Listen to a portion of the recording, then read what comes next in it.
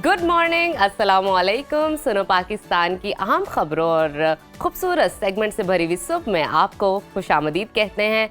मैं हूं नजफ राजा और मेरे साथ मौजूद हैं उज़ैर मलिक हाजिर। हमें यकीन है जनाब कि आप बिल्कुल ठीक ठाक होंगे, ज़िंदगी से मुतमईन होंगे और उसे भरपूर तरीके से एंजॉय भी कर रहे होंगे जैसे उसका हक है। तो आपकी सुबह को मजीद खुशगवार बनाने के लिए सुनो पाकिस्तान का एक और नया शो लेकर हम आपके सामने हाजिर हैं और उम्मीद करते हैं कि हमेशा की तरह हमारा आज का प्रोग्राम भी आपको पसंद आए, जो कि हमें यकीन तो है आएगा क्योंकि बहुत ही दिलचस्प प्रोग्राम है हमारा आज का। बिल्कुल जनाब, और आप भी हमारे प्रोग्राम का हिस्सा बन सकते हैं। किसी खास टॉपिक पर माहिरीन की राय भी जान सकते हैं या अपने ख्यालात और जज्बात का इजहार भी कर सकते हैं। उसके लिए आपको हमारे फेसबुक और इंस्टाग्राम और यूट्यूब पर जाना पड़ेगा। वहाँ पर सब्सक्राइब कीजिए हमारे चैनल और अपने फीडबैक से हमें आगाह कीजिए कैसा लगा आपको हमारा शो और आप मजीद क्या देखना चाहते हैं। तो प्रोग्राम का बाकायदा आगाज करते हैं और जानते हैं मौसम की सूरत हाल, जो कि एक अरसे से जिम्मेदारी निभाती आ रही है। नजफ, तो बताइए नजफ, क्या अपडेट्स है वेदर? इतना भी अरसा नहीं हो गया, लेकिन आपको वेदर अपडेट्स सिखाते हैं, समझाते हैं थ्रू ग्राफिक्स। Ji please.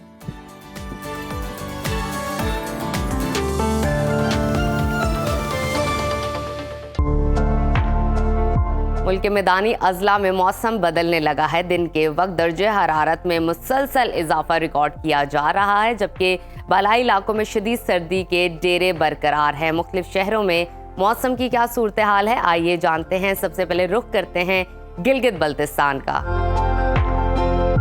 जहां कड़ाके की सर्दी पड़ रही है। गिलगित में दर्जा हरारत कम से कम -5 और ज्यादा से ज्यादा 15 डिग्री रहने का इम्कान है। कलों के बादशाह स्कर्दू का तस्करा करते हैं, वहां पर कम से कम टेम्परेचर -10 और ज्यादा से ज्यादा 5 डिग्री रहने की तवक्को है।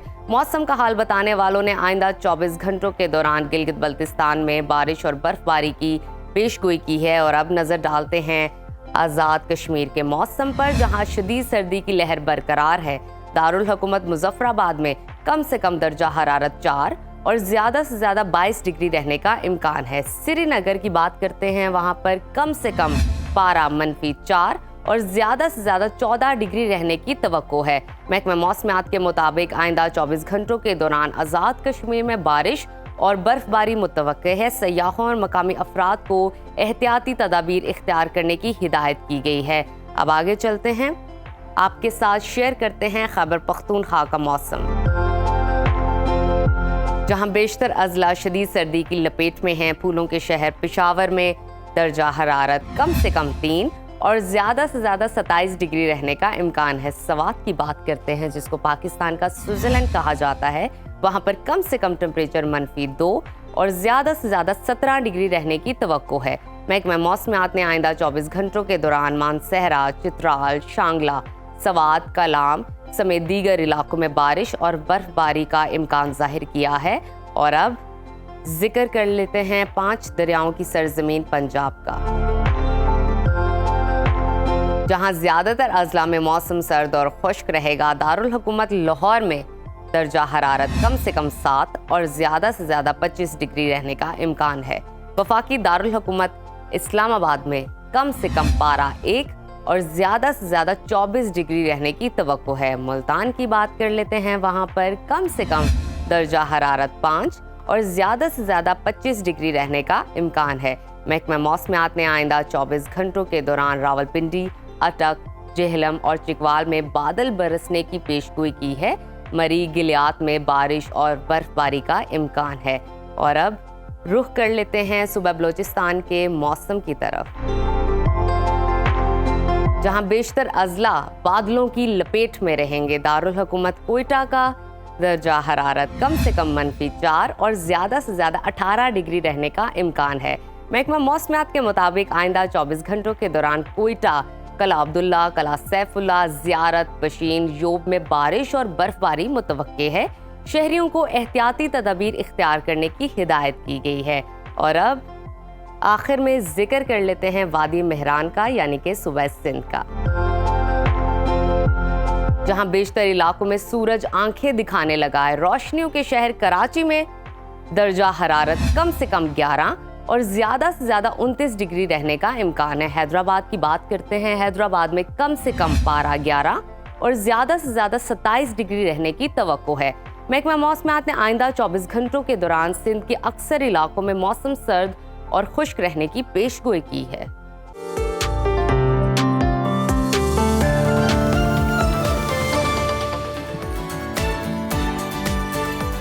नाजरीन, हमने आपको मौसम की सूरत हाल से आगाह किया। अब कुछ बात कर लेते हैं सेहत के हवाले से। तो आप जैसे कि जानते हैं कि चाय को अगर हमारा कौमी मशरूब कहा जाए तो गलत ना होगा। चाय के साथ हमारा ऐसा गहरा और जज्बाती ताल्लुक है कि हमारी हर खुशी, हर गम और हर मुलाकात चाय के बगैर अधूरी है। ख़ास तौर पर अगर दिन का आगाज़ चाय से ना हो तो यकीन जाने सारा दिन तबीयत बोझल रहती है। और चाय के हवाले से कुछ इंटरेस्टिंग फैक्ट्स भी हैं और रिसर्च भी जो कि आपके साथ शेयर करते हैं। पाकिस्तानी हर साल तकरीबन 2.5 लाख टन चाय पी जाते हैं और इसके अलावा हार्वर्ड मेडिकल स्कूल में होने वाली एक तहकीक में पता चला है कि चाय में मौजूद एंटीऑक्सीडेंट्स हमारे दिल की सेहत को बेहतर बनाने के साथ साथ वजन को कम करने में भी मददगार साबित हो सकते हैं। लेकिन सवाल ये कि क्या हर किस्म की चाय एक जैसी ही फायदेमंद है या इसके कुछ नुकसानदेह पहलू भी मौजूद हैं? इन्हीं तमाम पहलुओं पर बात करने के लिए, गुफ्तगू करने के लिए इस वक्त हमारे साथ गेस्ट मौजूद है। न्यूट्रिशनिस्ट हैं जोहा सुहेल साहिबा। वेलकम टू सुनो पाकिस्तान। जोहा, पहले तो कुछ अहमियत हमने चाय के बारे में बताई, मजीद आपसे जानना चाहेंगे इसकी इंपॉर्टेंस, साथ ही साथ कितने टाइप्स की टी मौजूद है, ब्लैक टी भी है, मिल्क टी भी है, कौन सी फ़ायदेमंद है, फ़र्क क्या है दोनों में?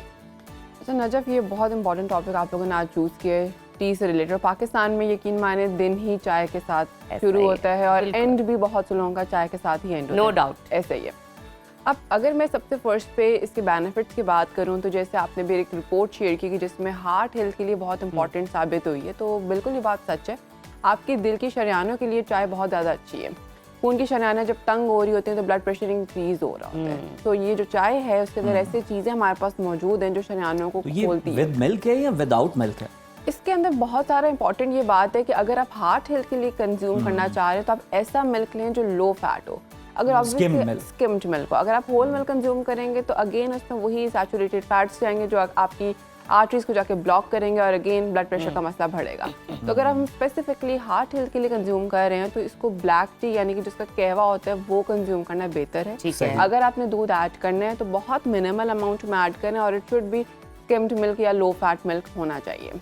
अच्छा जोहा, ये भी बताएं कि जो पाउडर मिल्क मौजूद है मार्केट में और टी बैग्स वाली जो चाय है, लोग ये शिकायत करते हैं कि इसको पीने के बाद हमने अपने वजन में बेतहाशा इजाफा देखा है। ये सच है? इससे वजन बढ़ता है आपका? बिल्कुल, ये बात हकीकत है। बहुत सारे हमारे पास ऐसे पाउडर में मिल्क आते हैं जो कि वेट को पुट ऑन करवाते हैं और ये बात बिल्कुल ठीक है। अब मार्केट में आपने बहुत से ऐसे प्रोडक्ट्स भी देखेंगे जो कोट करते हैं कि वी आर लाइट, उसका मतलब ये कि वो लो फैट है। तो अब उसके ऊपर रुझान जा रहा है, लेकिन उससे अभी से कुछ टाइम पहले जो ऑफिसेज में, वर्क प्लेसेस पे जो चाय यूज़ होती है वो पाउडर्ड मिल्क ही यूज़ होती है जो कन्वीनियंट बहुत ज़्यादा है और उसके अंदर हमारे पास शुगर की अमाउंट बहुत ज़्यादा है क्योंकि उसको प्रिजर्व किया गया होता है। जबकि आप अगर अच्छा ऑलरेडी वो मिल्क के अंदर भी शुगर होती है लेकिन उसके बावजूद भी आप शुगर उसके अंदर ऐड कर रहे हो ताकि वो प्रिजर्व रह सके, वरना आप फ्रेश मिल्क देखें वो एक हफ्ते के बाद एक्सपायर हो जाता है, या वो भी मैंने ज़्यादा बता दिया। अब जैसे कि जोहा, बहुत सारे लोग हैं बहुत शौकीन है चाय के, 4 कप भी पी लेते हैं, 3 कप भी पी लेते हैं। मेरे जैसे तो सुबह का आगाज होता है चाय से, रात का एख्तिताम भी चाय पे, फिर बीच में मूड बना तो भी चाय, दोस्त आ गया तो भी चाय, हाई टी है तो भी चाय। तो मुझे ये बताइए बेहतरीन क्वांटिटी टी की क्या है और अगर ज़्यादा पी लें तो क्या नुकसानात हो सकते हैं? नजब, ये बहुत इंपॉर्टेंट है कि हम जहाँ पे एक चीज़ का सुनते हैं कि बहुत फ़ायदा, हम समझते हैं कि बहुत कंज्यूम करेंगे तो ज़्यादा फ़ायदा मिलेगा। ये बड़ा ख़राब कंसेप्ट है, ऐसा हरगिज़ नहीं है। आपके लिए एक हेल्दी इंडिविजुअल जो कि आप कह लें कि 20 से 50 साल की उम्र के जो लोग हैं उनके लिए सिर्फ दिन में 2 कप चाय जो है वो रिकमेंडेड है। अच्छा। और उसके अंदर भी 2 से 3 टीस्पून जो चाय की पत्ती है वो रिकमेंडेड है। इससे ज़्यादा चाय की जो कंजम्पशन है वो आपकी बॉडी की प्रोफाइल के लिए अच्छी नहीं है। ये बॉडी की पीएच को एसिडिक कर देती है। बॉडी ने जबकि न्यूट्रल पीएच पे काम करना, उसकी पीएच खराब हो जाती है। थैंक यू सोहा, इसका मतलब मैं राइट ट्रैक पे। हाँ, मैं बिल्कुल नहीं हूं क्योंकि 2 से ज्यादा मेरी चाय नहीं है। मुझे ये बताएं कि कैफीन का कहा जाता है इसमें बहुत ज्यादा पाई जाती है, तो ये कैफीन हमारी सेहत के लिए कितनी ज्यादा खतरनाक हो जाती है जो कि 3 कप ले रहे हैं या उससे ज्यादा ले रहे हैं? कैफीन का बेसिकली ये रोल है, फ़ायदा भी और नुकसान भी, हर चीज़ का बेसिकली यही रोल है। अब कैफीन का ये कि सबसे फर्स्ट पे अगर रात को आप पी लेते और आपको नींद ना आने का प्रॉब्लम है तो आपको नींद यानी कि ख़त्म कर देगा, इंसोम्निया की तरफ ले जाएगा और फिर आप ऐसी पेन किलर, ऐसी पेन मेडिसिन लेंगे जो आपको नींद की तरफ लेकर जाएंगी। तो सबसे फर्स्ट पे कैफीन का ये नुकसान है कि ये आपकी नींद को ख़राब करती है। ठीक है। तो अगर आप इसका इस्तेमाल बहुत ज़्यादा करेंगे तो नींद ख़राब होगी, जैसे कि मैंने बताया कि ये एसिडिक पीएच कर देती है, तो बॉडी की पीएच भी ख़राब होगी और आपकी बॉडी ठीक काम नहीं कर सकेगी। इसके अलावा बहुत से लोगों के आपने देखा जो चाय बहुत पीते, दांत बहुत ख़राब होने लगते हैं। हाँ, पीले हो जाते हैं। पीले हो जाते हैं। इसमें टैनिन्स मौजूद होते हैं जो आपके एनिमल को उतारने में रोल प्ले करते हैं और उसके बाद दांतों की जो आपके इनके कलर है, जो उनकी इंटेग्रिटी है, स्ट्रेंथ है, उसको ख़राब करते हैं। तो बच्चों को छोटी उम्र में बहुत सी मदर्स प्रैक्टिस करती हैं कि फीडर्स में चाय दे देती हैं या सुबह नाश्ते में चाय ब्रेड दे देती हैं, चाय पराठा दे देती हैं। बहुत ख़राब प्रैक्टिस है। उनके दांत उसी उम्र में ख़राब होना शुरू हो जाएंगे और ओल्डर एज में जाने से पहले के बाद उनको चाय देनी चाहिए, मतलब अगर वो पीना भी चाहें तो? अगर आपने बच्चों में ही शुरू करानी तो कोशिश करें एटलीस्ट वो टीनेजर्स क्रॉस करें कि दांत उनके प्रॉपर्ली। अच्छा जोहा, मुझे ये बताइए कि पर्सपेक्टिव पे बात कर लेते हैं, क्योंकि लोगों की एक मिथ बन जाती हैं, एक सोच बन जाती है किसी भी चीज़ को लेकर। मुझे ये बताइए, कुछ लोग कहते हैं चाय पीने से रंग काला हो जाता है और वो इस पर यकीन भी करते हैं, और अगर वो किसी इंसान को देख लें पीते हुए और उसका रंग काला नहीं है तो वो बड़ी खैरत ये ज्यादा डराने के लिए यूज होता था कम उम्र में, हमें ये लेकिन नहीं, लोग यकीन भी करते हैं इस चीज़ पर। इस बारे में क्या कहेंगी? क्या ये इस पर इत्तेफाक करती है, इसमें हकीकत है? नहीं, मैं इस बात पे इत्तेफाक नहीं करती, क्योंकि ये सारी मिथ्स हैं। आप किसी रंग को देख के आप कैसे कह सकते हैं कि वो आपकी बॉडी का कॉम्प्लेक्शन उस तरह कर देगा? वो उसकी अपनी प्रॉपर्टी है जो उसकी वजह से उसका रंग काला है। हमारे पास जितने फूड, अब टमाटर का रंग लाल है, हम लाल तो नहीं हो जाते, लेकिन बहुत से लोग कहते हैं कि पेशावरी लोग बहुत टमाटर खाते हैं, उनके रंग बहुत लाल लाल, चीक्स लाल होती हैं। अब पालक ग्रीन है, हम ग्रीन नहीं हो जाते वो खा के। So this is totally a myth. हमारे जितने भी फ्रूट्स हैं, वेजिटेबल्स हैं, चाय है, जो भी कुदरती चीजें बनाई हैं, उसमें कुछ पिगमेंट्स हैं। जैसे हम कपड़ों में डाई ऐड करते हैं उसको रंग देने के लिए, कुदरत ने उसमें पिगमेंट्स ऐड किए उनको एक रंग देने के लिए। उस रंग के हमारे रंग के ऊपर कोई इफेक्ट नहीं है, सिर्फ उस रंग का हमारी हेल्थ में बहुत इम्पैक्ट है। जैसे कि इसका जो कलर ब्लैक टी है वो ऐसे पॉलीफिनोल्स की वजह से जो आपके खून के शरियानों के लिए बहुत अच्छा है, कैंसर के अगेंस्ट लड़ने में बहुत इंपॉर्टेंट है। जो आपकी चाय है, जो ब्लैक टी है बेसिकली, तो जो रंग वाली बात हमने की है उसमें कोई इसका वो नहीं। अच्छा जोहा, इससे पहले जो हम बात कर रहे थे उसको जरा थोड़ा सा मजीद एक्सप्लेन कर देते हैं ऑडियंस के लिए।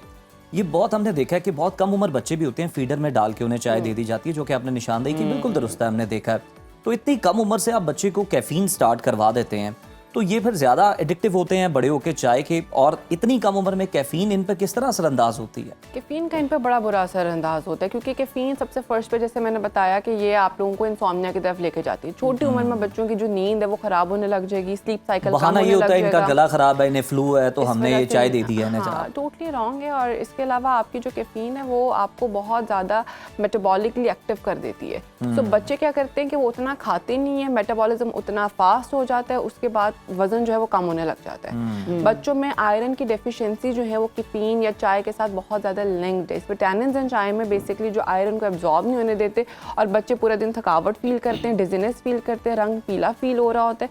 उसके पीछे रीज़न क्या है? चाय है। और मदर समझ रही होती है कि मे बी इसकी डाइट जो है वो पूरी नहीं जा रही है और इस वजह से इसके प्रॉब्लम्स आ रहे हैं। हम कॉम्बिनेशंस नहीं देखते कि बच्चों को हम दे क्या रहे हैं, किस चीज़ के साथ क्या दे रहे हैं और ज़रूरत क्या है बेसिकली बच्चों को उस टाइम के लिए। मुझे जोहा ये बताइए एज अ न्यूट्रिशनिस्ट कि चाय को पकाना कितनी देर तक ज़रूरी है? कुछ लोग बहुत ही पका के उसको काली कर देते हैं और फिर नाम दे देते हैं ट्रक टी का, और बहुत सारे लोग एक थोड़ी देर के लिए पकाते हैं तो उसको कहते हैं दूध पत्ती। कितनी देर तक चाय को पकाना चाहिए जो हमारी हेल्थ के लिए मुनासिब हो? आइडियली बेसिकली ये कि चाय का जो एक्सट्रैक्ट है वो उसकी फुल बॉइलिंग के बाद जो है वो निकलता है। यानी कि आपकी चाय के अंदर आप पहले पानी अच्छे से बॉईल कर लें, बबल्ड वाटर, उसके बाद आप उसमें अगर टी ऐड करते हैं और उसके बाद उसको 1 बॉयल आ जाए और उसके बाद उसको 5 मिनट्स के लिए जैसे हम दम पे रख देते हैं, that is a very good way कि आप उसके जितने भी हमारे पास हेल्दी कंपाउंड स्टीम पे पकाना, उसको स्टीम पे पकाएं और उसके बाद वो सारे एक्सट्रैक्ट पानी के अंदर आ जाते हैं। आप चाय को स्ट्रेन कर लें और जो उसका पानी है, जो ब्लैक टी है बेसिकली, उसको आप कंज्यूम करें। थोड़ा सा मिल्क ऐड कर लें, आप उसको खाली भी कंज्यूम कर सकते हैं। तो ये आइडियल प्रैक्टिस है, लेकिन पाकिस्तान में बड़े खराब सेपरेट टी का रिवाज भी पाकिस्तान में बहुत कम है, हालांकि गल्फ में बहुत ज़्यादा पी जाता है। ये बताएं हमें जोहा कि अब जिस बंदे को लत लग गई है, एडिक्टिव हो गया है वो जनाब ज़्यादा चाय पीने का, किस तरह से उसकी कम करवाई जा सकती है? किस तरह से हम ये कर सकते हैं कि उसे कम से कम 2 कप्स पे ले आएं दिन के? बहुत इंपॉर्टेंट है। मेरे पास अक्सर पेशेंट्स आते हैं, मैं उनकी मॉर्निंग टी बंद करवाना चाहती हूँ। अच्छा, जो खाली पेट उठते ही चाय ले लेते हैं? खाली पेट नहीं, जो नाश्ते के साथ चाय लेते हैं। नाश्ते में हम यूजुअली ऐसी चीज़ें ले रहे होते हैं जिसमें बहुत सारी न्यूट्रिएंट्स जा रहे होते हैं बॉडी के अंदर, ठीक है। और चाय क्या करती है, उसमें मौजूदा टैनिन्स उन सब न्यूट्रिएंट्स को ब्लॉक कर देती है, सिर्फ खुद एब्जॉर्ब होती है, बाकी कोई न्यूट्रिएंट एब्जॉर्ब नहीं होता। अच्छा। तो मैं यहाँ पर लोगों को जब सुबह की चाय बंद करवाती हूँ तो वो तो मेरे से जान छुड़वाना चाह रहे होते हैं कि आपने ये कैसे कर दिया।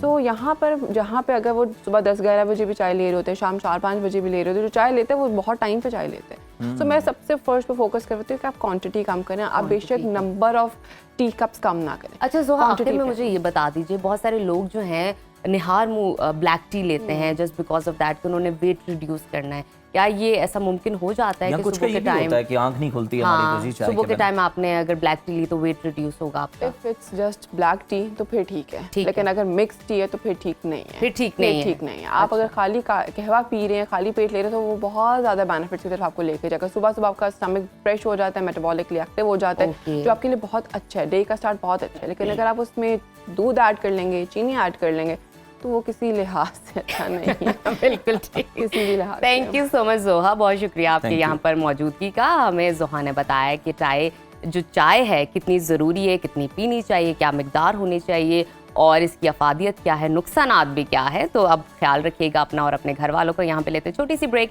कहीं मत जाइए, देखते रहिए सुनो Pakistan. Welcome back after the break viewers. Programme के सिलसिले को आगे बढ़ाते हैं और आपकी मुलाकात करवा लेते हैं एक ऐसी टैलेंटेड बच्ची से जिसने अपनी सलाहियतों से ना सिर्फ सोशल मीडिया बल्कि दुनिया भर के दिल जीत लिए। ये नन्ही सी बच्ची अंग्रेजी समेत 6 मुख्तलिफ ज़ुबानें बोल सकती है और दिलचस्प बात यह है कि उसने ये ज़ुबानें किसी स्कूल में नहीं बल्कि अपनी मेहनत, लगन और शौक से सीखी हैं। आपने सोशल मीडिया पर वायरल होने वाली वीडियो देखी होगी जिसमें लवारी टनल के करीब खुश्क मेवाजात फरोख्त करती एक बच्ची ने रवानगी के साथ अंग्रेजी जुबान में गुफ्तगू करके सबको हैरान कर दिया। तो आइए उन्हें प्रोग्राम में बाकायदा वेलकम करते हैं। हमारे साथ मौजूद हैं पाकिस्तान की यंग और टैलेंटेड शुमाइला मैविश और उनके साथ हमें ज्वाइन करेंगे शुमाइला के वालिद यूसुफ अली शाह। आप दोनों को हम प्रोग्राम में खुश आमदीद कहते हैं। शुमाइला से हम पहले बात करना चाहेंगे। शुमाइला, सबसे पहले तो हमें आप ये बता दें कि आप कौन कौन सी जुबानें हैं जो कि बोल लेती हैं और आपको ये जुबानें सीखने का शौक कैसे पैदा हुआ? अस्सलाम वालेकुम रहमतुल्लाहि व बरकातुहू। वालेकुम और अस्सलाम। मैं 6 ज़बानें बोलती हूँ और वो उर्दू, इंग्लिश, सराइकी, पंजाबी, पश्तो, चतराली और मेरे पापा ने मुझे ये सिखाई। और ये 6 लैंग्वेजेस ज़रूरी होती हैं। क्या पता कोई और कंट्री के लोग आ जाएं और उनको ना इंग्लिश आती हो तो उनके साथ उनकी कंट्री की ज़बान के लिए ये इम्पोर्टेंट होती है। Shumaila, tell me which language do you like speaking the most? English. English, You know, really? my mother language Chitrali and my father language Pashto, but English better. That's great. बिल्कुल ठीक है शुमाइला। यूसुफ साहब, आप हमें बताएं कि सुना है आप भी बहुत सी ज़ुबानों पर अबूर रखते हैं और यकीनन शुमाइला को आपने ये ज़ुबानें सिखाई हैं 6। आप खुद कितनी ज़ुबानें बोल लेते हैं और आपने ये ज़ुबानें कहाँ से सीखी? शुक्रिया भाई। इस तरह है कि शुमाइला तो टैलेंटेड है और मैं खुद 14 ज़बानें बोलता हूँ। अच्छा, माशाल्लाह। मेरे वालिद साहब अफ़गान रिफ्यूजीज़ में मतलब कमिश्नर है आर्मी से रिटायरमेंट होने के बाद। तो ज़्यादा अफ़गान रिफ्यूजीज़ से मेरा वो आना जाना भी रहता था। तो वहाँ पे मैंने उज़्बेक और तुर्कमन सीखी, पर्शियन सीखी, साथ पशी एक लैंग्वेज है वो सीखी। इसमें फिर 4 हैं, देगानो है, नूरिस्तानी है, शड़ी है। तो वो सीखने के बाद मतलब बाद में पता लगा कि भाई जो उज़्बेक और तुर्कमन लैंग्वेज है ये असल में तुर्किश है। सही। तो फिर मतलब और उसके अलावा भी मतलब बचपन से चूँकि ट्रैवलिंग करता रहा हूँ मुख्तलिफ ममालिक, मतलब जैसे रशिया हो गया, अफ़गानिस्तान हो गया, इस तरह मुख्तलिफ ममालिक घूमता रहा हूँ। बिल्कुल ठीक। वक्त के साथ Shumaila, please tell me, do you get to learn language easily और you have to work hard for it? You know, I am 9 years old and there are 9 month time I learned that 6 languages. Okay.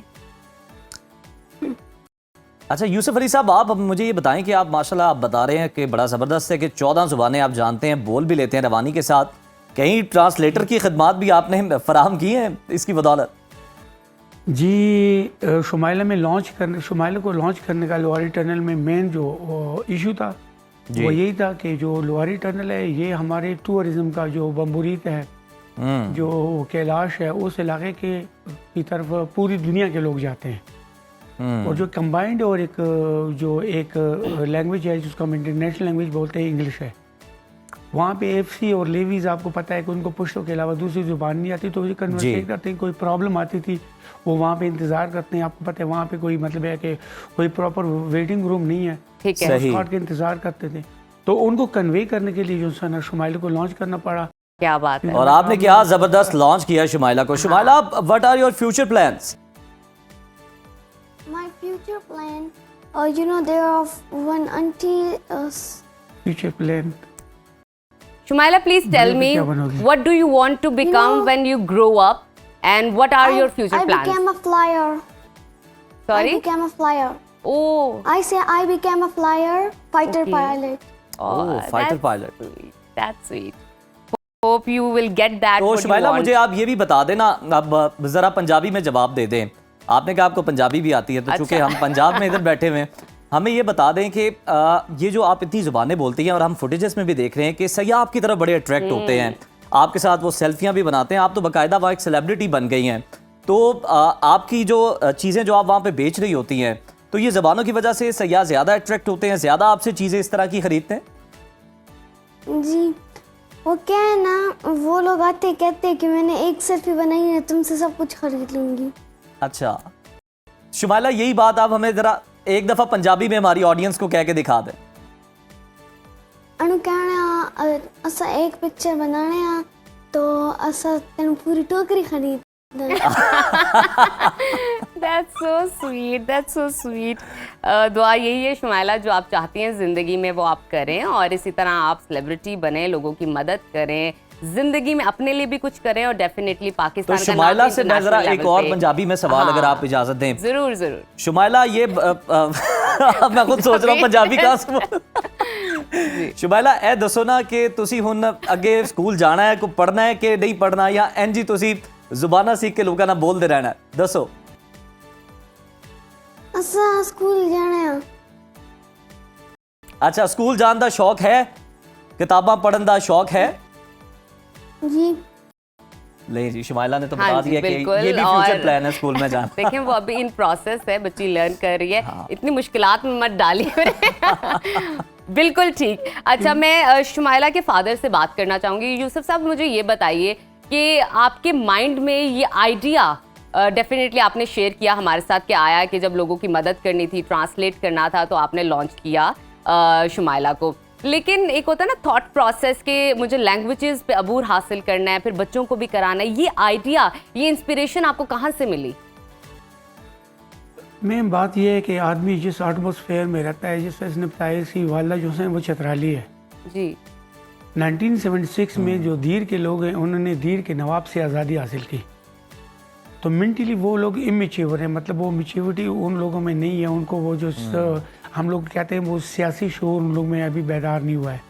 वो एक unity की तरफ नहीं आए। उन लोगों को एक लीडर की ज़रूरत है, जो उनको एक जहत या जो है ना, क्या कहते हैं कि एक डायरेक्शन यूसुफ साहब, में, हमें एक जरा ऐसा direction- आखिर में ये बता दें कि आपने बड़ा ज़बरदस्त काम किया है। जो इसी तरह के पेरेंट्स हैं, अपने बच्चों को मुख्तलिफ ज़ुबानें सिखाना चाहते हैं, तो कोई ज़रा आसान सी चीज़ें शेयर करें कि जिसके ज़रिए वो अपने बच्चों को मुख्तलिफ ज़ुबानें सिखा सकते हैं। जिस तरह मैं इनके लिए USB LED और अपने मोबाइल जो उसमें इंटरनेट है, उसमें मुख्तलिफ चीज़ों की मुख्तलिफ ज़ुबानों में जो जुमला है, जो मुहावरा है, सही। जो फ्रेजेस हैं, वो सिखा रहा हूँ। पहले ये रवानी से सीखी, तो उसके बाद फिर उनको मैं बताता हूँ कि नाउन क्या है, प्रोनाउन क्या है, वर्ब क्या है, एडजेक्टिव क्या है, कंजंक्शन क्या है, इंटरजेक्शन क्या है। पहले एक ज़ुबान की समझ आ जाए तो उसकी ग्रामर, उसकी लिटरेचर भी समझ आ जाती है। लेकिन ये है कि हम शुरू से एक आदमी को मतलब है कि उसके रूल्स रेगुलेशन सिखाना शुरू करते हैं। अभी एक गेम है, मैं गेम खेलता हूँ, फुटबॉल खेलता हूँ, मुझे जब फुटबॉल खेलना आएगा तो उसके बाद उसकी जो रूल्स रेगुलेशन है, जब मैं फील्ड में बहुत उतरूंगा, important बात वो की रूल आपने। रेगुलेशन। बिल्कुल। दूसरी बात ये कि हमारे पास इंटरनेट और बहुत जदीद टेक्नोलॉजी है। मैं तो एजुकेशन डिपार्टमेंट को भी कहूँगा कि सर मैंने घर में अडॉप्ट किया हुआ है अपने मोबाइल पे और अपनी सुपरविजन में। ये नहीं कि गेम डाउनलोड करके दे दो और इसको जो है ना PUBG वगैरह खेलो, नहीं। यूसुफ साहब, आपका बच्चों को तरीका बड़ा divert करो। ज़बरदस्त है सिखाने का, और उसका अमली सबूत हमारे सामने। और जिस तरह से आपने बताया कि आप जिद्दत इख्तियार किए हुए हैं, जदीद तरीके से आप ये पहले ज़ुबान सिखाते हैं और फिर उसके असरार और रमूज़ जो हैं उसकी तरफ आते हैं, तो बड़ा ज़बरदस्त आपने काम किया। यूसुफ अली साहब, बहुत शुक्रिया आपके वक्त का। शुमाइला भी हमारे साथ मौजूद थी। शुमाइला, आपका भी बहुत शुक्रिया। और क्या ही खूबसूरत तरीके से देखे ना, शुमाइला ने बातचीत की है, उनके फादर ने तरीका बताया कि किस तरह से उन्होंने अपने बच्चे को सिखाया। तो जनाब, आप भी अगर अपने बच्चों की बेहतरीन तरबियत करना चाहते हैं, उन्हें कुछ सिखाना चाहते हैं, तो आपको भी पूरा एक उसके पीछे थॉट प्रोसेस तो होगा ही। और सिखाएं भी, क्योंकि ये हाँ। वक्त की जरूरत है, आपने फॉलो करना है वक्त को, नहीं तो वक्त आपको पीछे छोड़ के चला जाएगा। इंग्लिश तो इंटरनेशनल लैंग्वेज है। बिल्कुल, तो इसी के साथ लेते हैं छोटी सी ब्रेक, कहीं मत जाइए, देखते रहिए सुनो पाकिस्तान। वेलकम बैक टू सुनो पाकिस्तान। नाजरीन, आपने आतिफ असलम को हमेशा म्यूजिक कॉन्सर्ट या स्टेज पर अपने गानों के जरिए दिलों पर राज करते देखा होगा, लेकिन इस बार आतिफ असलम ने सबको हैरान कर दिया। तो ये आपको बताते हैं हैरान किस तरह किया। आतिफ असलम ने यूनिवर्सिटी में अपने फैंस और मदाहों को सरप्राइज देने से मुताल्लिक एक वीडियो शेयर की है जो कि सोशल मीडिया पर खूब वायरल हो रही है। यूनिवर्सिटी के तलबा भी अचानक सुपरस्टार को अपने दरमियान में देखकर हक्का बक्का रह गए। नजफ, मुझे ये बताएं कि अभी तो चलें आपका एक्सपोजर बहुत ज़्यादा हो गया, अभी तो सेलिब्रिटीज़ के साथ इंटरेक्ट करना नॉर्मल बात है आपके लिए। ये बताएं कि अगर ज़माना तालिब इल्मी में उस वक्त आपके साथ ये होता, आतिफ असलम अचानक क्लास में आते, आपकी क्या तासुरात होते, आप किस तरह रिएक्ट करती? उज़ैर, मैं आज भी बहुत बड़ी फैन हूँ आतिफ असलम की, मैं तब भी हूँ, और लिटरली अगर मेरा एक्सप्रेशन की बात करें तो वो एक्सप्रेशन कुछ इस तरह होते हैं और छोटे छोटे हार्ट्स यहाँ से निकल रहे थे लिटरली। और मुझे बहुत पसंद है, गायकी भी, पर्सनालिटी भी, बातचीत भी, सोच भी, और एक इंसान का ऑरा होता है ना, प्रेजेंस होती है। आतिफ असलम की अमेजिंग है, नो डाउट, बिल्कुल ठीक है। तो अब आपने इतना मेरा ख्याल है आपने कद की भी बात कर दी है कि जनाब वो बड़े या छोटे। तो अब हम एक इंटरेस्टिंग न्यूज़ इसी से मुतालिक शेयर करते हैं इंसानों के हवाले से। एक बड़ी इंटरेस्टिंग रिसर्च है और वो आपके साथ अगर हम शेयर करें तो वो रिसर्च ये बताती है जनाब कि अगर आप बात करें तो मुख्तलिफ जो हैं मर्द हजरात और ख़वातीन, इनके कद के दरमियान जो डिफरेंस होता है वो बायोलॉजी लेटर्स नामी जरीदे में शाया होने वाली इस रिसर्च में बताया गया कि गुज़श्ता एक सदी के दौरान ख़वातीन के मुकाबले में मर्द 2 गुना ज़्यादा लंबे और जिस्मानी तौर पर भारी हुए हैं। इस तहकीक में अमेरिका, बरतानिया और इटली के साइंसदानों ने हिस्सा लिया। तहकीक में दरियाफ्त हुआ है कि गुज़िश्ता 100 साल के अरसे में ख़वातीन के कद में औसतन 1.68 सेंटीमीटर, जबकि मर्दों के कद में 4.3 सेंटीमीटर इजाफा हुआ है। इसी तरह अगर वज़न की बात करें तो ख़वातीन के वज़न में औसतन 2.7 किलोग्राम, जबकि मर्दों के वज़न में 6.48 किलोग्राम इजाफा हुआ है। यहाँ एक ये सवाल भी जहन में आता है कि ख़वातीन के मुकाबले में मर्दों के कद और वज़न में 2 गुना इजाफा क्यों हुआ है। तो इस बारे में रिसर्चर्स का ख्याल है कि ऐसा शरीके हयात के इंतखाब की वजह से हुआ। अच्छा। माहिरीन ने यह भी बताया कि माजी में लंबे और जिस्मानी तौर पर भारी मर्दों को मजबूत तस्वुर किया जाता था और वो शरीके हयात के इंतखाब के मामले में दीगर मर्दों को पीछे छोड़ देते थे। उन्होंने मजीद ये भी बताया कि आज भी ख़वातीन ज्यादा लंबे मर्दों को तरजीह देती हैं, जबकि ख़वातीन का कद इस हवाले से अहमियत नहीं रखता। यानी मर्द कभी ये नहीं कहते कि मुझे सिर्फ लंबी ख़वातीन पसंद है, यानी बेचारे आप देखें, हाँ। ख़वातीन की फरमाइश होती है, मर्द तो गुजारा कर ही लेते हैं। और आज भी देखा जाता है कि ख़वातीन जो है इंतखाब उन्हीं मर्दों का करती हैं जो ज़रा हाइट में उनसे लंबे होते हैं, क्योंकि उन्हें पसंद ऊंची नज़र करके बात करें। क्या बात है, वाह, अच्छी रीजन है। तो एक और इंटरेस्टिंग न्यूज़ आपको देते हैं जनाब।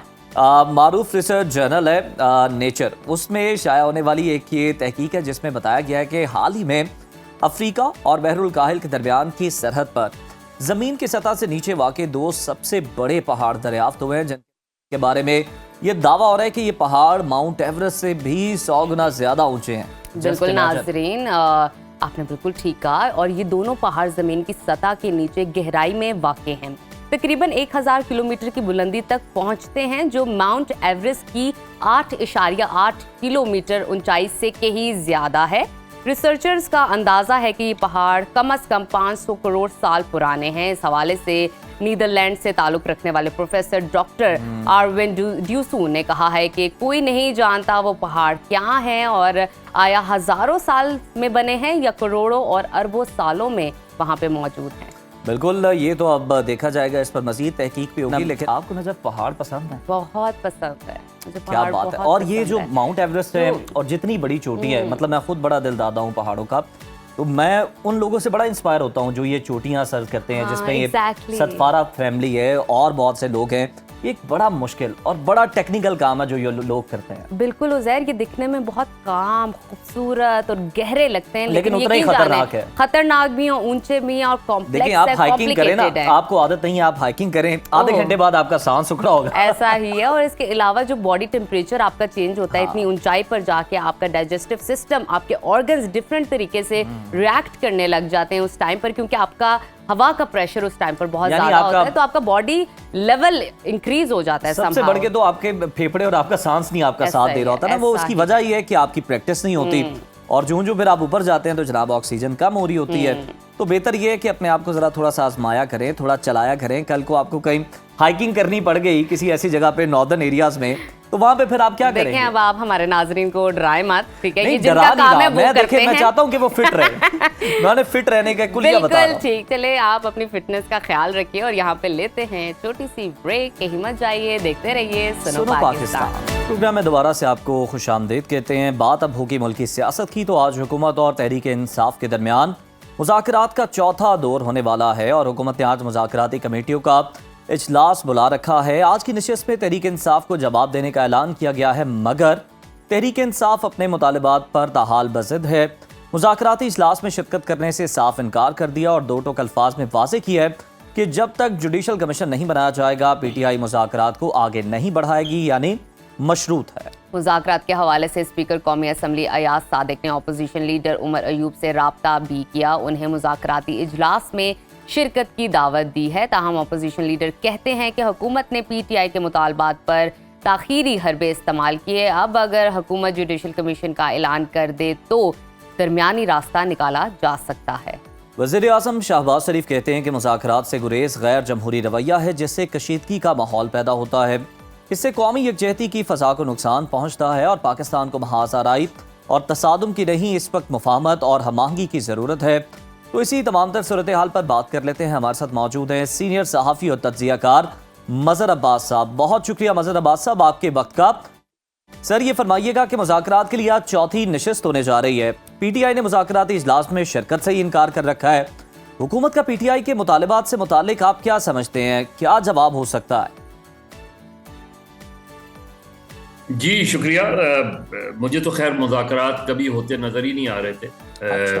जो रवैये हैं उससे मुज़ाकरात का होना या मुज़ाकरात का शुरू होना पहले दिन से ही नहीं नज़र आ रहा था, क्योंकि मुज़ाकरात के लिए जो माहौल बनाया जाता है वो माहौल बना ही नहीं।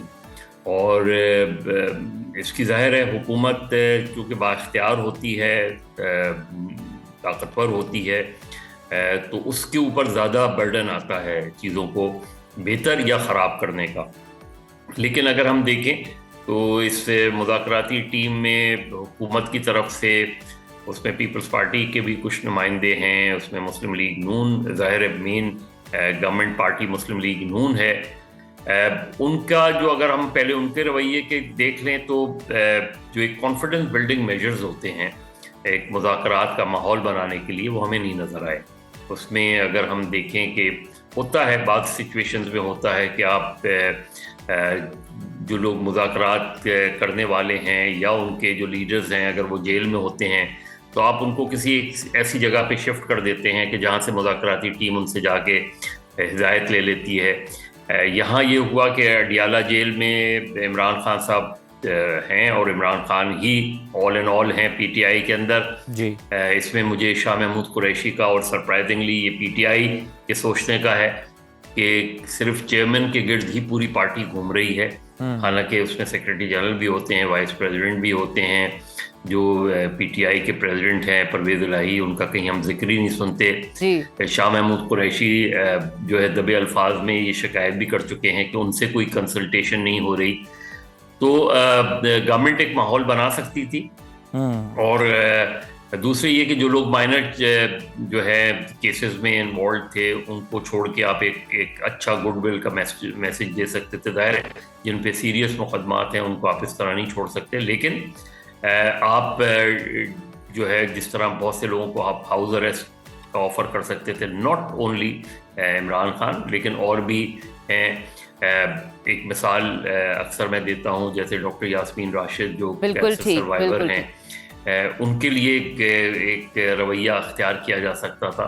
तो ये तो गवर्नमेंट साइड ये मेजर्स ले सकती थी। आप बिल्कुल ठीक कह रहे हैं मज़हर साहब, ये गवर्नमेंट इस तरह के मेजर्स ले सकती थी। मज़हर साहब, आपकी राय हमारे लिए बहुत ख़ास है, आपसे जानना चाहूँगी, तहरीक इंसाफ जुडिशल कमीशन ना बनने पर मुज़ाकरात ख़त्म कर चुकी है, ये हम सब जानते हैं, लेकिन PTI का मुज़ाकरात ख़त्म करने का ये जो फैसला है आपके नज़दीक कितना दुरुस्त है? नहीं, मुझे बात कंप्लीट कर लेने दी थी, लेकिन ये मैं आपकी बात का जवाब देता हूँ। जी, लेकिन दूसरी तरफ अगर हम पीटीआई के रवैये को देखें तो पीटीआई ने जो मुज़ाकरात ख़त्म करने का फैसला किया वो बहुत इन हेस्ट किया। माफ कीजिएगा, इन हेस्ट इन अ सेंस कि अगर आपने स्पीकर एक मीडिएटर के तौर पे आपने एक्सेप्ट किया तो पहली चीज़ ये कि पीटीआई की कमेटी जाती, स्पीकर से बात करती और स्पीकर से कहती कि ये हमारी डेडलाइन थी, इस डेडलाइन तक इन्होंने ये चीज़ नहीं की। स्पीकर मैक्सिमम क्या करते हैं, स्पीकर गवर्नमेंट की कमेटी को बुलाते हैं, उनसे कम्युनिकेट करते हैं। तो एक तरीका जो मुज़ाकरात का रहा है, जो होता है जी, वो तरीका पहले दिन से ही अडॉप्ट नहीं किया गया। अब उन्होंने खुद ही आके कह दिया एकदम कि जी आज डेडलाइन थी, आज ख़त्म हो गई, लिहाजा आज से मुज़ाकरात ख़त्म। तो वो माहौल जो था वो हमें पहले दिन से नज़र ही नहीं आया। पहले दिन से नज़र ही आ रहा था कि क्या मजबूरियां थीं कि दोनों ने 2-3 सेशंस किए, तीनों सेशंस की अगर आप रुदाद उठाएं तो उसमें कोई भी ऐसी ठोस चीज़ हमें नज़र नहीं आती। उसमें जहाँ तक जुडिशल कमीशन का मामला है, चाहे 9 मई का हो, 26 नवंबर का हो, वो तो मैं बारहा कहता रहा हूँ कि वो तहरीक इंसाफ की डिमांड से पहले भी बनाया जा सकता था। आप 9 मई को अगर 9 मई में गवर्नमेंट इतनी कॉन्फिडेंट रही है कि 9 मई के उनके पास ठोस सबूत हैं तो जुडिशल कमीशन के सामने वो ठोस सबूत पेश कर दिए जाते। बिल्कुल इसी तरीके से 26 नवंबर का वाक़या है। 26 नवंबर के वाक़े में हर तरह की खबरें आई, सच्ची झूठी। उसका तरीका फिर भी वही होता है कि आप अगर एक कमीशन बना देते हैं, इंडिपेंडेंट जुडिशल कमीशन, और गवर्नमेंट ये समझती है उसमें भी कि वो बहुत आराम, उन्होंने जो चीज़ें कही हैं वही हैं असल हक़ाइक़, और पीटीआई गलत बयानी से काम ले रही है, वो भी एक जुडिशल कमीशन के थ्रू प्रूफ हो सकता था। तो कमीशन की डिमांड जो है वो बिल्कुल काबिल अमल भी थी, कबूल भी की जा सकती थी। लेकिन मेरी आज तक ये समझ में नहीं आया कि पीटीआई क्यों सिर्फ इन 2 बातों पे इसरार कर रही थी, क्योंकि पीटीआई का सारा जोर मेरे नुक्ता नज़र से होना ही 8 फरवरी पे, क्योंकि असल उनकी पूरी जद्दोजहद जो है वो है तो मैंडेट की चोरी पर। बिल्कुल। तो अगर आप मैंडेट की चोरी का ही जिक्र अपने मुज़ाकरात में नहीं कर रहे और आपका नंबर 1 पॉइंट ये नहीं है, तो फिर बाकी चीजें तो जो है वो मेरे ख्याल में उसमें बिल्कुल आप सही कह रहे हैं। आपने एक मौका दिया। मजहर अब्बास साहब, कता कलामी की माजरत सर, आपने जिस तरह से अभी बात की कि बिल्कुल इस पॉइंट से तो तहरीक इंसाफ पीछे हट चुकी है, जो कि सवाल बनता है कि या फिर उन्होंने हुकूमत को तस्लीम कर लिया है। सर, जुडिशल कमीशन की आप बात कर रहे थे, अगर हम हुकूमती साइड की बात करें, सेनेटर इरफान सिद्दीकी साहब ये कहते हैं कि हम जुडिशल कमीशन बना सकते हैं, लेकिन उसके बावजूद बनाने को तैयार दिखाई नहीं देते। इसके पीछे आपको क्या वजह लगती है सर? बना सकते हैं तो बना क्यों नहीं देते? इर्रिस्पेक्टिव के पीटीआई से आपके मुज़ाकरात होते हैं या नहीं होते, आप ऐलान कर दें। उससे किसने रोका है आपको? आप उसके टर्म्स ऑफ रेफरेंस बताएं, उसके चीज़ें देखिए। जब पीटीआई ने ऐलान किया, वो ही मैंने कहा ना कि मुज़ाकरात का जो माहौल है वो माहौल मुझे नज़र ही नहीं आया पहले दिन से। उसमें सबसे पहली चीज़ ये होती है कि दोनों पहले इजलास में दोनों तय करते हैं कि जी एक दूसरे के खिलाफ बयानबाजी नहीं होगी जब तक मुज़ाकरात चल रहे हैं। ये तरीक़ेकार होता है। तरीक़ेकार ये होता है कि जब एक राउंड ख़त्म होता है तो दोनों तरफ के जो एक लीडर्स हैं वो आके मीडिया से गुफ्तगू करते हैं। वो माहौल भी नज़र नहीं आया, सबने अपनी अपनी बात की। फिर जो मुज़ाकराती टीम के लोग हैं, जो मेंबर्स हैं, जो मुज़ाकरात कर रहे हैं, उनके जो पार्टिसिपेंट्स हैं वो कभी भी उससे हट के जाके मीडिया में टॉक शोज वगैरह में गुफ्तगू नहीं करते उस वक्त तक जब तक कोई चीज़ बात सामने ना आ जाए। तो वो मैंने कहा ना कि वो माहौल ही नज़र नहीं आया। तो आज का इजलास क्यों बुलाया गया है? जब एक पार्टी ने ऑलरेडी ये ऐलान कर दिया है कि वो मुज़ाकरात ख़त्म हो गए हैं और अब मुज़ाकरात नहीं होंगे, तो आप ये आज बुलाएंगे, आज स्पीकर से गवर्नमेंट की कमेटी जाके मिलेगी, उसके बाद आके वो मुज़ाकरात के खात्मे का ऐलान कर देंगे। तो ये चीज़ तो पहले भी हो सकती थी। जब उन्होंने ऐलान ही कर दिया तो उसके बाद तो इररेलेवेंट हो गई चीज़ें। या तो उसके बीच में कोई कांटेक्ट होता, उसके बीच में स्पीकर कांटेक्ट करते, उसके बीच में गवर्नमेंट की पार्टीज कांटेक्ट करती पीटीआई के कोई लीडर से और कोशिश करती हैं कि वो 28 तारीख के इजलास में आएँ और ये कह देते हैं कि हम 28 को तहरीरी जवाब दे रहे हैं। तो मेरे ख्याल में पीटीआई ने भी जल्दबाजी की मुज़ाकरात ख़त्म करने में, और गवर्नमेंट ने भी कोई ऐसा इनिशिएटिव नहीं लिया कि जिसकी बिना पे वो उनको तैयार करते कि आप आज के इजलास में आके बैठ जाएं। तो आज का इजलास तो मेरा ख्याल है गवर्नमेंट कमेटी स्पीकर के साथ जाके चाय पिएगी। कुछ ज़ाहिर स्पीकर भी बेसिकली, हालांकि अयाज सादिक साहब की बहुत अच्छी रेपुटेशन है एज एन स्पीकर, उन्होंने जो रोल प्ले किया है, लेकिन इस सूरत हाल में किसी ने पीटीआई को वापस लाने की कोशिश नहीं की मेरे ख्याल में संजीदगी से, और ना ही पीटीआई ने अपने फैसले को रिविजिट किया। तो वो जो एक माहौल है वो नहीं नज़र आया। तो आज शाम को आप सुनेंगे कि मेरा ख्याल है 28 आज जो है सूरत हाल यही होगी कि इजलास होगा और उसके बाद आके गवर्नमेंट ऐलान करेगी कि जो कि पीटीआई नहीं आई इसलिए हम ये चीज़ ख़त्म कर रहे हैं, लेकिन हमारे रास्ते अब भी खुले हुए हैं। गालबन इसी तरह का बयान नॉर्मली दिया जाता है। पीटीआई को ज़िम्मेदार करार दिया जाएगा कि इजलास ये मुज़ाकरात के ख़ात्मे का, तो उसके जवाब में पीटीआई को एक प्रेस ब्रीफिंग कर देगी। तो वो जो एक तनाव है वो आज भी मौजूद है, और वो तनाव आज के बाद और हमें बढ़ता बिल्कुल सर, इससे मुतालिक उन्होंने कहा भी था कि फिर वो अगर वो नहीं आएंगे तो फिर मुज़ाकराती जो कमेटी हैं ये फिर हम डिसॉल्व कर देंगे। सर ज़रा पीटीआई के अंदर की सूरत हाल में बता दीजिएगा कि जिस तरह से 8 फरवरी की तारीख भी करीब है और सड़कों पर आने का इशारा है तहरीक इंसाफ का। सर, हमने केपीके में देखा कि सदारत अली अमीन गंडापुर से लेकर जुनेद खान को दे दी गई, और जुनेद खान क्या लाइन लेते हैं वो सबको पता है, ज़रा खुल के बोलते हैं। तो क्या अब हम इससे ये समझ सकते हैं कि अब तहरीक इंसाफ मुज़ामत की सियासत की तरफ वापस जा रही है? तहरीक इंसाफ अगर एक बार फिर सोलो फ्लाइट पे गई तो तहरीक इंसाफ को नुकसान होगा। अच्छा। तहरीक इंसाफ ने पिछले 1-1.5 साल में देख लिया कि उनकी सोलो फ्लाइट से उनके टारगेट अचीव नहीं हुए। आप देखें कि हाँ, एक आध दिन के लिए मीडिया में ये चीज़ें रहती हैं।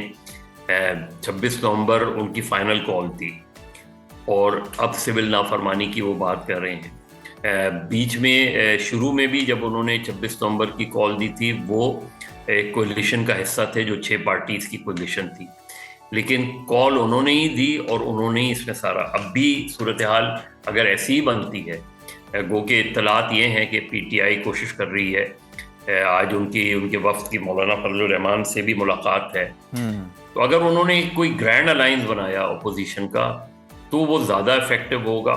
अगर उन्होंने सोलो फ्लाइट ही पर गए और अपने तय ही कोई प्लान बनाया, तो हमने माजी में देखा है कि पीटीआई के मुल्कगीर एहतजाज की हमें झलक नज़र नहीं आई। उसमें ज़ाहिर है गवर्नमेंट भी जो है सख्ती करती है, जो कि होता है आमतौर पे गवर्नमेंट्स अपोजिशन पे हमारी यहाँ सख्ती ही करती हैं। वही कवानीन जो वो अपोजिशन में रह के जिसकी मुखालफत कर रहे होते हैं, हुकूमत में आके वही कवानीन अपने मुखालफिन के खिलाफ इस्तेमाल करते हैं। पीटीआई के दौर में भी हमने ये देखा और मुस्लिम लीग नून के दौर में भी हमने यही देखा। तो गवर्नमेंट तो अपनी जो भी उनकी टैक्टिक्स हैं वो इस्तेमाल करेगी। पीटीआई क्या करेगी? अब उन्होंने एजिटेशन का अगर रास्ता लिया, एजिटेशन क्या करेंगे वो? 26 नवंबर को जो कुछ भी हुआ जिसका दावा उन्होंने किया, उसके बाद एक दिन के लिए भी खैबर पख्तूनख्वा में कोई हड़ताल नहीं हुई, एक दिन के लिए भी खैबर पख्तूनख्वा में कोई उस तरह का एहतजाज हमें नज़र नहीं आया। बाकी दीगर शहरों में भी हमें उस तरह के एहतजाज नज़र नहीं आए। तो मेरा ख्याल है सोलो फ्लाइट का नुकसान सबसे ज़्यादा ये होता है कि आप अपने आप को कन्फाइंड कर लेते हैं। तो तहरीक इंसाफ अपने ही लोगों के लिए मुसीबत खड़ी करेगी अगर वो सोलो फ्लाइट पे जाते हैं। और मेरा ख्याल है अगर वो ग्रैंड अपोजिशन अलायंस बनाते हैं तो जाहिर है उसमें बहुत से मुतालबात उन्हें दूसरों के भी ऐड करने पड़ेंगे। और जिस तरह इमरान खान साहब ने अपने आखिरी ट्वीट में ये बातें की थी इस तरह की, तो उन्होंने इशारा दिया था कि हमें दीगर जमातों से भी बात करनी चाहिए। तो मेरा ख्याल है ग्रैंड अपोजिशन अलायंस ज़्यादा इफेक्टिव होगा। देखना ये कि अब ये जो पीटीआई में तब्दीलियाँ आई हैं, ये पीटीआई की खैबर पख्तूनख्वा की जो सियासत के इख्तलाफात हैं वो बहुत अरसे से चल रहे हैं, बल्कि 2008 से चल रहे हैं। इसीलिए परवेज़ खटक साहब जो उस वक्त चीफ मिनिस्टर थे, उन्होंने 2013 में जो परफॉर्मेंस दी थी उसकी बिना पे एक कोलिशन बनी थी, और उसके बाद उसके 5 साल बाद 2/3 अक्सरियत से पीटीआई आई, लेकिन आपने परवेज़ खटक को हटा दिया एज ए चीफ मिनिस्टर। जिसकी कोई उस वक्त मंतक नहीं समझ में आती थी, महमूद खान को ले आए। फिर उसके बाद क्या हुआ? तो मेरा ख्याल है पीटीआई के अंदर ये जो ग्रुप बंदी है और ऑर्गेनाइजेशन का फुकदान नज़र आता है, वो नतीजा हमें नज़र आ रहा है कि वो एक मजबूत अपोजिशन के तौर पे कोई मुल्क गिर तहरीक चलाने में अब तक नाकाम रहे हैं। तो अब अगर वो उसी टैक्टिक्स को अडॉप्ट करते हैं, अब तहरीक इंसाफ में ये जो तब्दीलियाँ आई हैं, जाहिर है अली अमीन गंडापुर, कुछ भी कहे, अली अमीन गंडापुर इन तब्दीलियों से खुश नहीं है।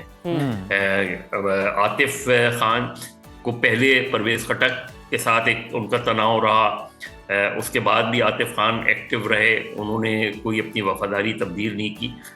लेकिन देखना ये कि पीटीआई के अंदर का ये जो बुरान है, ये अगर हमें मंजर आम पर नज़र आता है बुरान, जो कि हमें सिंध की सूरत में नज़र आता है, सिंध के अंदर आप देख लें पीटीआई बहुत ज़्यादा मुतहर्रिक नज़र नहीं आती हमें।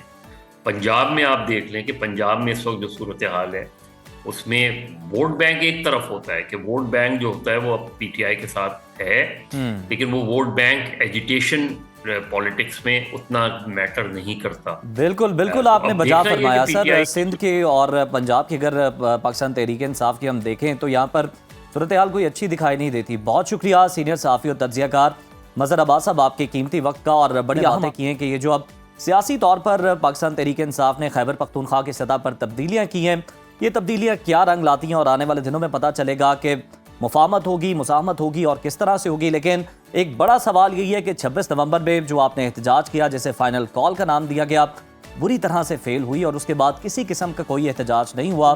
तो सोलो फ्लाइट तो ऑब्वियसली तहरीक इंसाफ के हक में नहीं है। मौलाना फजलुर रहमान को मनाने की कोशिशें की जा रही हैं और अगर कोई ग्रैंड अलायंस बनेगा तो फिर ही हुकूमत को टफ टाइम दे पाएगी तहरीक इंसाफ, वरना उस तरह से जो उनका एहतजाज है, जो सोलो फ्लाइट है, वो कामयाब होती दिखाई नहीं दे रही। इसी के साथ ही प्रोग्राम में वक्त हो गया एक ब्रेक का। ब्रेक के बाद दोबारा आपकी खिदमत में हाजिर होते हैं। देखते रहिए सुनो पाकिस्तान।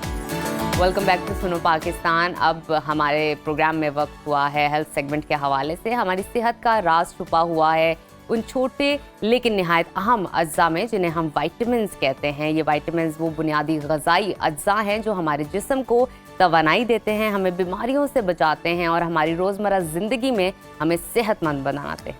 हर विटामिन का एक अपना मुनफरद किरदार है। जैसे विटामिन ए हमारी नज़र के लिए ज़रूरी है, तो विटामिन डी हमारी हड्डियों को मजबूत बनाता है और विटामिन बी कॉम्प्लेक्स तवानाई फराहम करता है। लेकिन आज हम बात करेंगे ख़ास विटामिन की जिसे सेहत का मुहाफ़िज़ भी कहा जा सकता है, और वो है विटामिन सी। विटामिन सी हमारी सेहत के लिए कितना ज़रूरी है, इसकी कमी के असरात क्या होते हैं और कौन से वो कुदरती ज़राए हैं जिससे हम विटामिन सी हासिल कर सकते हैं, इसी पर बात करते हैं। हमारे साथ मौजूद हैं मारूफ हर्बलिस्ट नईमा आपा। आपा, वेलकम टू सुनो पाकिस्तान।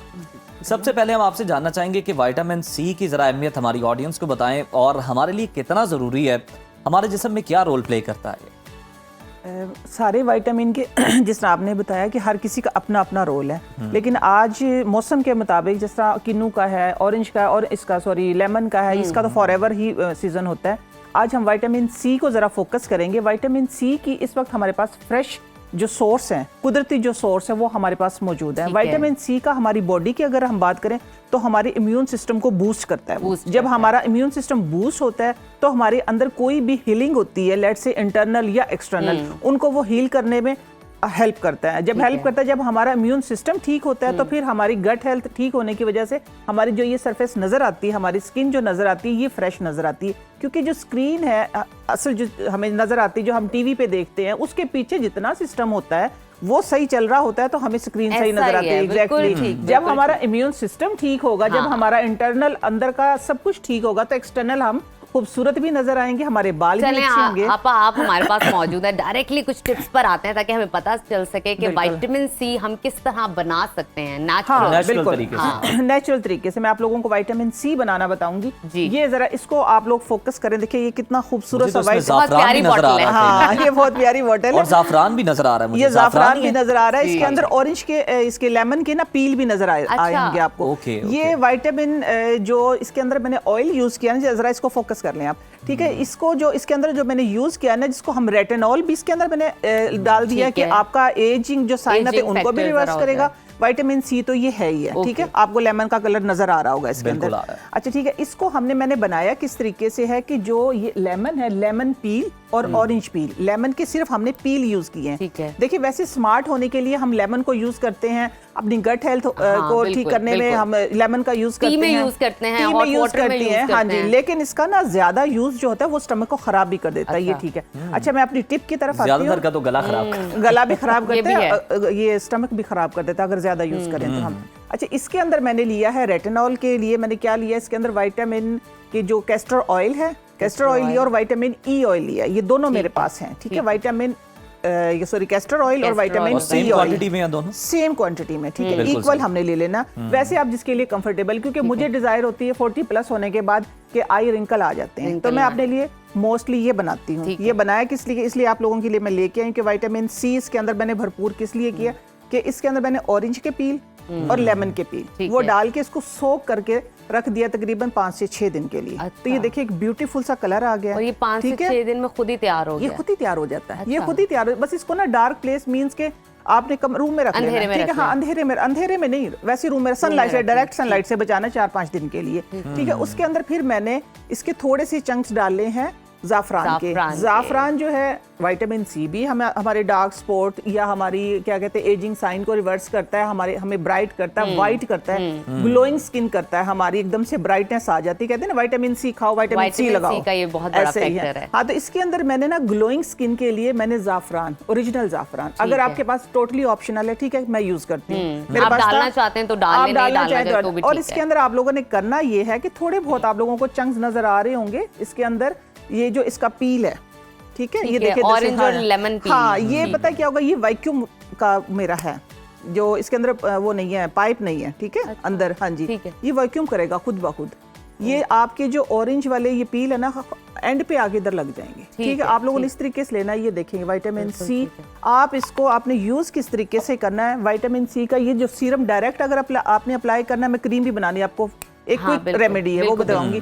अगर आपने इसको डायरेक्ट यूज करना है वेट फेस के ऊपर, फेस वॉश करना है वेट फेस के ऊपर, आपने 2 से 3 ड्रॉप मॉइस्चराइजर से पहले, ये आपका मॉइस्चराइजर कंप्लीट मॉइस्चराइजर है। ठीक है, हाँ जी। उसके बाद डायरेक्ट आप रात को आपको जरूरत नहीं किसी भी चीज की, दिन में आप सनब्लॉक लगा सकते हैं। ठीक है, इसकी हम अब क्रीम बनाएंगे। क्रीम हमने किस तरीके से बनानी, क्योंकि देखिए इसके अंदर विटामिन ई भी है और कैस्टर ऑयल भी है, दोनों है। ठीक है, हमने इसके अंदर डालना है मार्केट वाला एलोवेरा। ठीक है, मैं खुद भी बनाती हूँ। नेचुरल नहीं डालना, आपने नेचुरल डालेंगे ना वो पता है क्या ज्यादा से ज्यादा 5 से 6 दिन निकालेगा। अगर आप फ्रेश कर सकते हैं, क्योंकि ये तेज दौर है, इसमें लोग कहते हैं जरा जल्दी जल्दी काम हो जाए ना। आपने बड़ा ऑडियंस का ख्याल किया। हाँ, मैंने ऑडियंस का ख्याल किया कि ऑडियंस के पास ना अपने लिए टाइम है, वक्त नहीं है। वो कहते अपने लिए आप बिल्कुल ठीक कह रही हैं। हाँ, अपने लिए वक्त नहीं है, इसलिए आपके नुस्खे काबिल अमल और हैं। आपका जो वक्त मिलता है ना, मन करता है सो जाए, मन करता है सो जाए, और कुछ ना करे, सो जाए, या सो जाए, या बस ये फजूल की रेमेडीज देख लूं, उन पे अमल नहीं करना हमने।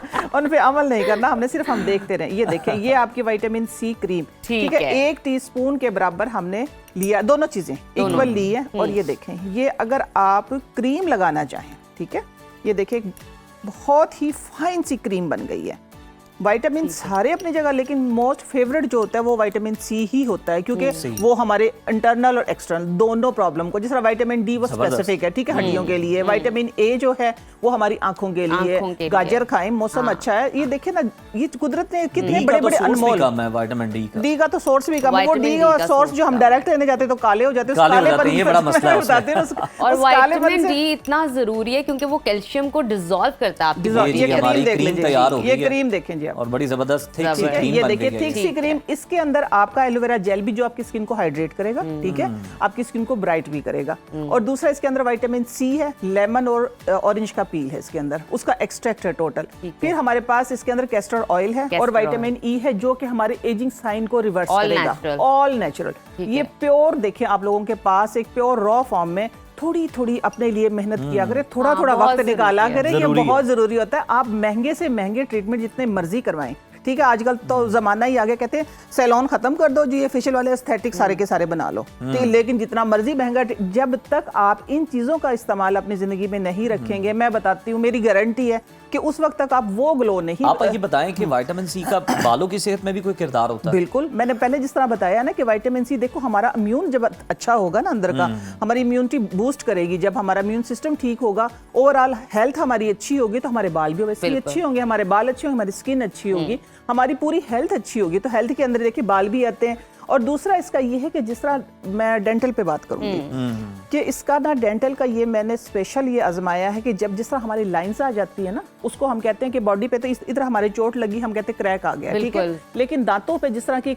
छोटे छोटे से क्रैक्स आ जाते हैं, लाइंस आ जाती हैं, तो उसमें ये होता है कि हमारे गम्स के जो प्रॉब्लम है ना, जो हमारे टीथ के जितने भी प्रॉब्लम है उनको भी सॉल्व करता है। वो किस वजह से करता है? वो इस वजह से करता है कि हमारा जब इम्यून सिस्टम ठीक होता है तो हमारी गम्स के जितने भी प्रॉब्लम है वो सॉल्व हो जाते हैं। जिस तरह हमारा अंदर लेट से स्टमक ठीक नहीं है, हमें डकारे भी गद्दी आती है, उसकी वजह से देखा दांत भी बाजुकात खट्टे हो जाते हैं। बिल्कुल ठीक हाँ, है। तो ये मैं कहती हूँ सबसे पहले। अच्छा आपा, एक बड़ी आपने आगाज में एक अच्छी बात की थी, वो मेरे मन को भी लगी। आपने कहा कि लीमू का ज्यादा इस्तेमाल करने से आपका स्टमक डिस्टर्ब हो जाता है। स्टमक डिस्टर्ब हो मुझे जाता ये है। बताइए, विटामिन सी का भी ज्यादा इस्तेमाल करने से कोई नुकसान है हमारी बॉडी पर? कोई खतरा है? विटामिन सी का ज्यादा किसी भी चीज का, मैं आपको एक बात बताऊं, सिंपल एक जो इसको क्या कहते हैं कि चीज, आम चीज है पानी।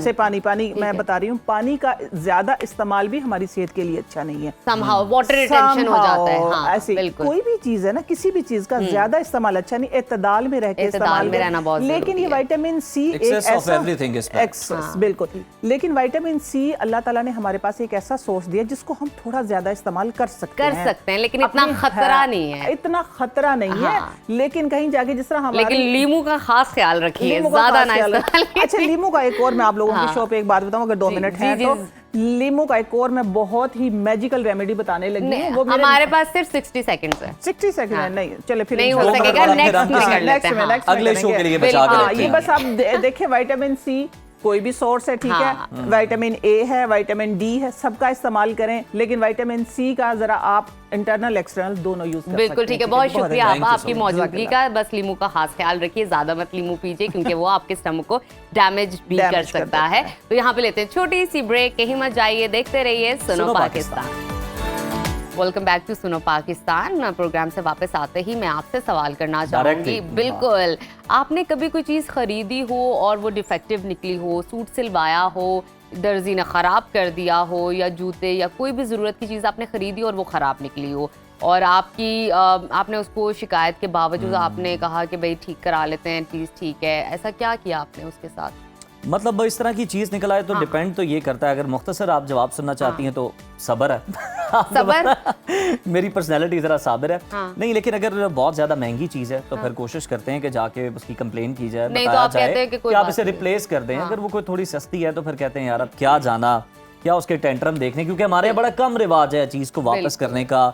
इवन रिप्लेस करते हुए भी दुकानदार नखरे कर रहे होते हैं। बिल्कुल, उज़ैर की तरह ही ऐसे बहुत सारे लोग हैं जिन्हें अपने राइट्स नहीं पता। दुनिया भर में कंज्यूमर और सार्फिन के हकूक होते हैं, कंज्यूमर कोर्ट्स भी राइट्स पता भी हो, लेकिन हम इम्प्लीमेंट नहीं कर रहे होते, इम्प्लीमेंट नहीं करते, सुस्ती की वजह से, टाइम टेकिंग प्रोसेस है। कौन लेकिन ऐसे बहुत सारे उज़ैर लोग हैं जिनको नहीं पता और वो इस झमेले में नहीं पड़ते कि क्या जरूरत है करने की।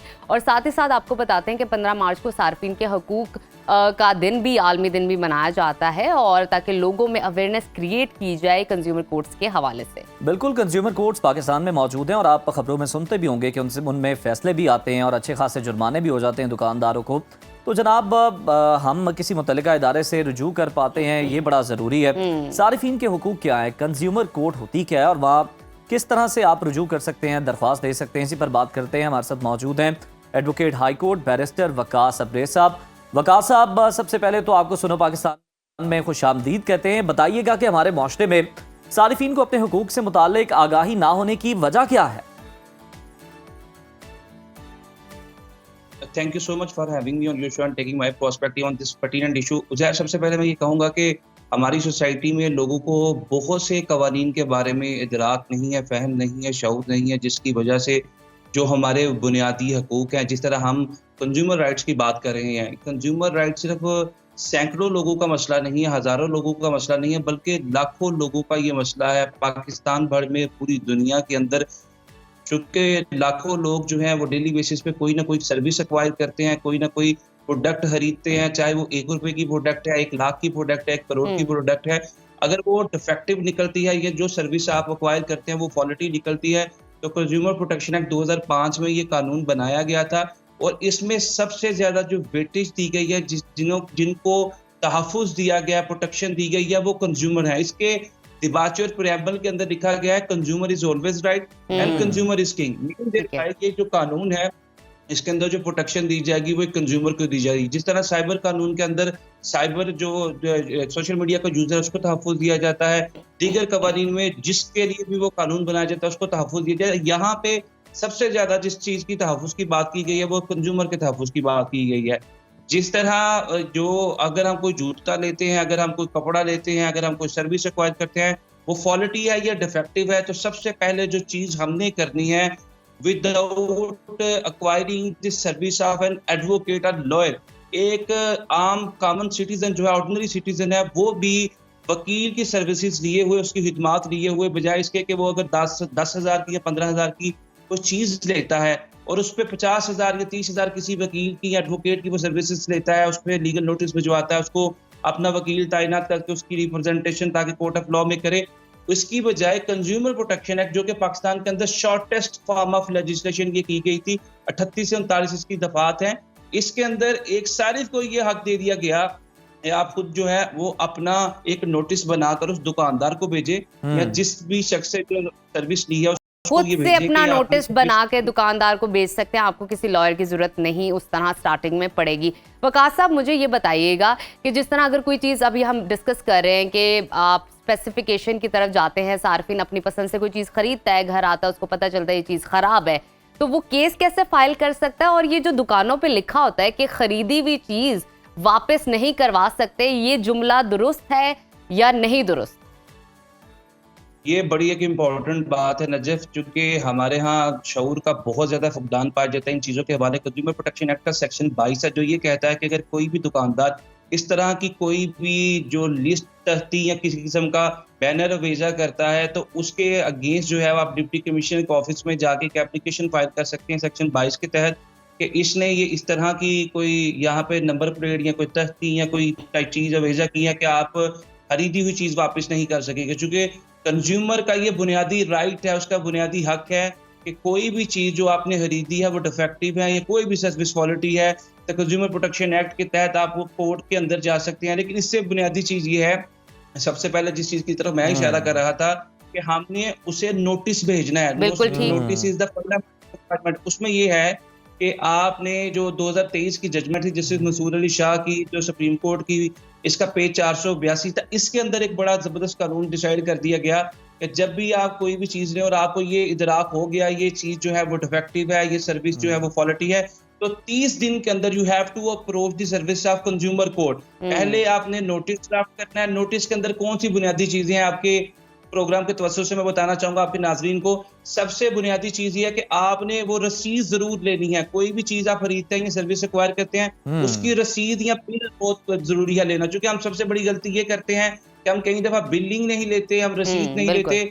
बुनियादी सबसे चीज जो है इस कंज्यूमर कानून के अंदर आपके पास बिल हो या वो रसीद हो, रसीद को आपने अटैच करना अपने नोटिस के साथ और उस चीज के अंदर डिफेक्ट बताना है। जब आप उस चीज को एड्रेस करेंगे ये डिफेक्ट है, ये सर्विस क्वालिटी है, तो जो भी दुकानदार है उस पर इनकम्बेंट है, बाइंडिंग है कि वो आपकी वो चीज रिटर्न करे या जो भी आपका काज है वो इंटरटेन करे। अगर वो नहीं करता तो नेक्स्ट 15 दिन के अंदर, चूंकि 30 दिन का मुकम्मल इसमें टाइम स्पैन रखा गया है, फिर आपने उसी अपने नोटिस के साथ अपना आईडी कार्ड लगाना है, उसी नोटिस को कंप्लेंट में टर्न डाउन करना और अपने बिल की रसीद लगानी है। ये 3 चीजें आपने लगाना है और चौथी चीज जो लगाएंगे अपना एफिडेविट लगाएंगे और आपका वो केस तैयार हो गया and you have to approach to the consumer court for redressal और कंपनसेशन ऑफ। वकास, आखिर में ये भी बता दीजिए, आप जैसे कि जानते हैं डिजिटल मीडिया मार्केटिंग का दौर है, तो अगर हम ऑनलाइन शॉपिंग करते हैं, हमारे पास वो चीज़ आती है जो पिक्चर में दिखाई गई है, वीडियो में दिखाई गई, वो दुरुस्त नहीं है, चीज़ खराब निकली है, उस हवाले से कानून क्या कहता है?